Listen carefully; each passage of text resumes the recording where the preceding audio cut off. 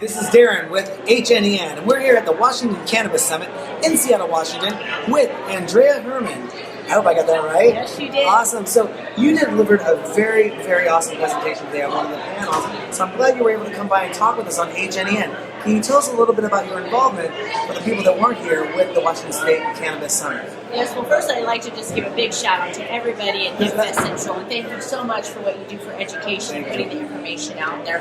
My name is Anndrea Hermann. I am the president of Hemp Technologies Global. As a member of the Hemp Industries Association, I was voted in consecutively for 2 years as the president of our national association. So in conjunction with the WSE266, or the Washington State Industrial Hemp Association, which HempFest is a member of, so thanks so much for that, brought me in addition here to help really look at what's happening in Washington as it pertains to the cultivation of industrial hemp as an agricultural product. So you really had a lot of information today from the stage. I know we got a short time in the interview here, but just a few questions I want to ask you. What would be the main reason you would like to see cannabis legalized as a whole? I would like to see cannabis legalized as a whole, as we are talking about economics, we are talking about sustainability, we are talking about providing a product to people as part of their civil rights of being in this country.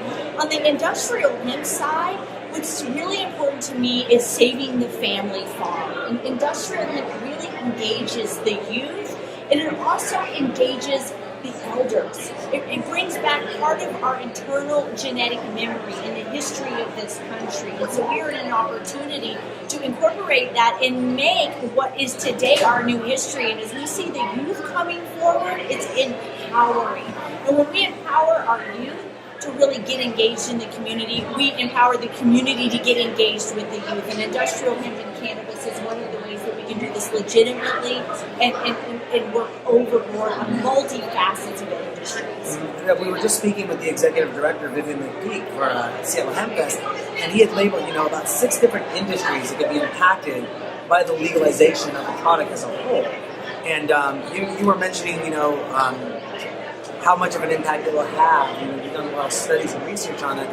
How has it played a central role in your life, in cannabis as a whole? It's shaped really everything I am. It's part of, it's the first word in my final vocabulary.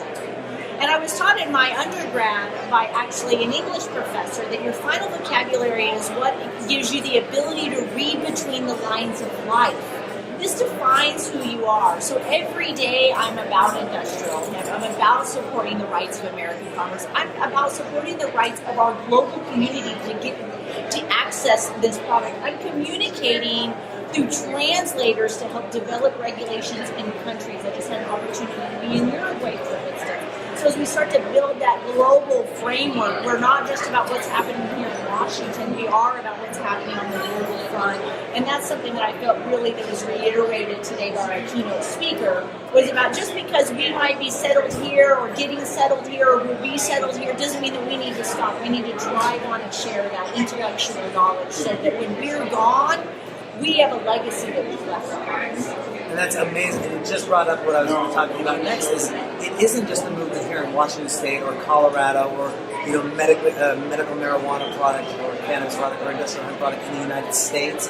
It is making headway in other countries around the world. So it is becoming a worldwide movement, especially when it comes to a sustainable product. I'm sure you know a lot more about that than I do. But if there was a message you could tell the governments of the world about, it sounds like you're more on the industrial hemp side of things. What would be that message you would say, or to educate the public and let them know what to tell their governments to make this a product that we can use? What would that message be? The message would be to, first of all, pick up the phone, engage the conversation. Don't be afraid to not know the answer to a question. I think that's what's most intimidating when we want to go to a government or a political official or somebody in power. We're intimidated by not knowing the answers. It's okay not to know the answers. But my message is that we're talking about an agricultural crop. We're talking about something that can clothe us, feed us, and we can build out of, make biocomposites out of, so a spectrum can come into this. And we are talking about saving the family farm. It is so important right now to diversify what's happening in agriculture. And if you look at what's happening in agriculture overall, we're dominated by the use of pesticides, by the introduction of genetically modified crops. And if we can incorporate industrial hemp into this type of framework, in Uruguay, for instance, they have a huge GMO soybean operations happening, a large amount of acres going in. Industrial hemp has benefited by following a rotation of soybeans because of the reduction of soybean nematodes. So it's not that we want to be against, we want to work with what's happening, we want to get people working on the farm, we want to introduce, and the fact is that we're producing a product that's healthy for everybody around the globe, and that's one of the things, and it can be produced on an economy of scale, so we're not always talking about having to have a multi-million-dollar processing facility. This is something that can be done in tribal communities. It can be hand-broke, it can be cleaned by hand. So when we start looking at the impacts on economies of scale, we really start to impact where we're going to be at 7 generations ahead of ourselves.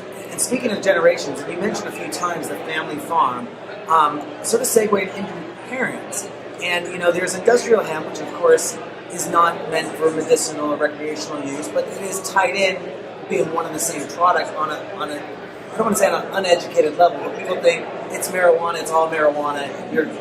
What would you say to the parents that would have to make that distinction to their children about the difference in industrial hemp and cannabis, or cannabis used for medical or recreational purposes? How would you say to those parents to educate them on how to educate their kids on the products moving forward? Yeah, and I think it's something where lots of people understand the conundrum with the poppy seed, for instance. Where we've got the poppy seed that goes on our muffins, and it's something good that everybody can eat. Children of all ages can eat the poppy seed. But then there's also the poppy seed that has the high opiates that we use as a medicine. So that's something I think that people really understand, that kind of analogy. That we've got the type of cannabis that we're getting the foods and the fibers off of, and also has therapeutic properties and functional food properties. And then we have the types of cannabis that are providing us the high THC and the other types of medicinal aspects. And there is a crossover. Because I say, if you are consuming medical cannabis, then you more than likely need essential fatty acids and highly digestible proteins. So what I say is a whole cannabis health lifestyle where you're incorporating those in. You've got skin issues. Okay, well, maybe it's talking about the fabrics that you're putting on your skin. So there's a lot of crossover and a lot of synergies. And I think now, it's a lot of the times it's the children educating the parents about what the differences are. And as an industry, we have the opportunity to empower our youth to become better players as they become adults, because this will not be an issue that we're in, and our industry will need to morph and change as we grow and learn our way together, whether that be in the medicinal adult use or in the industrial use side. Absolutely. Where can people find out more information about what you have going on? I mean, you are a wealth of information. I know you can probably sit here and talk until our batteries run dry. But where can people find out more information about what it is you do, what you're working on, and all that? Absolutely. Well, first, of course, always check out the Seattle Hemp Fest. And then you go to the Hemp Industries Association, so thehia.org. In addition, check out votehemp.com to find out everything that's going on politically with industrial hemp in the United States. And then, of course, the company that pays me to participate in our national association, the Hemp Technologies Global, and we can be reached at hemp-technologies.com. We offer workshops, education when it comes to farming, a very wide spectrum. So I definitely say reach out to those nonprofits and become engaged in the industry and ask the questions. Ask the hard questions. And if it's a question that you're afraid to ask, that is the most important question that needs to be asked. So do not be afraid to ask the question, because that's going to empower everybody around you. All right. Anndrea. Awesome. Thank you so much for coming on the show. We look forward to having you on again. Absolutely. Thanks so much, You're everybody. Welcome. Don't forget to go to our website, hempfest.org, where you can find out more about events, volunteer activism, and everything that we do. This is Darren with HNEN, coming to you from the Washington Cannabis Summit in Seattle, Washington. We'll be right back.